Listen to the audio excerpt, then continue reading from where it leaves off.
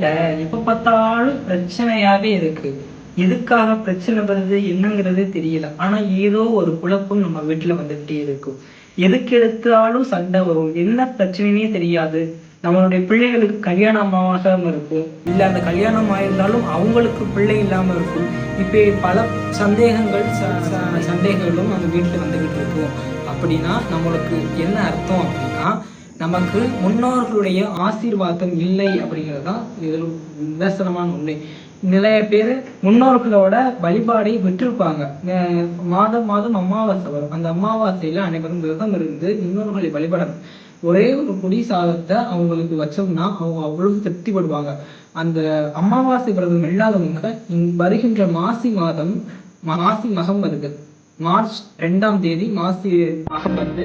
அந்த மகத்திலிருந்து முன்னோர் வழிபாடை நீங்க ஆரம்பிச்சீங்க அப்படின்னா முன்னோர்களுடைய ஆசீர்வாதம் பரிபூர்ணமாக கிட்டும்.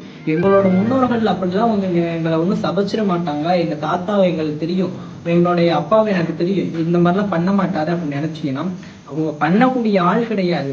அவங்க நம்ம வீட்டுக்கு வருவாங்க, வந்து நம்ம ஒரே ஒரு பிடி சாப்பாடு கூட நம்மளுக்கு வைக்கலையே சொல்லி வருத்தப்பட்டு திரும்பி போவாங்க பாருங்க. அந்த திரும்பி போற வருத்தம் தான் உங்களுக்கு சாபமாக மாறி உங்கள் குடும்பத்தை தலைக்க விடாம செய்யுது.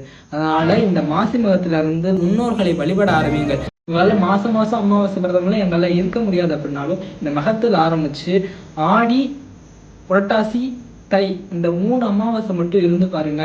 நீங்கள் எட்டாத உயரத்திற்கு அடுத்த மகம் வருவதற்குள் நீங்கள் நல்லா வளர்ந்திருப்பீங்க. நிதர்சனமான உண்மை என்று என்னுடைய உரையை நிறைவு செய்கின்றேன். நன்றி.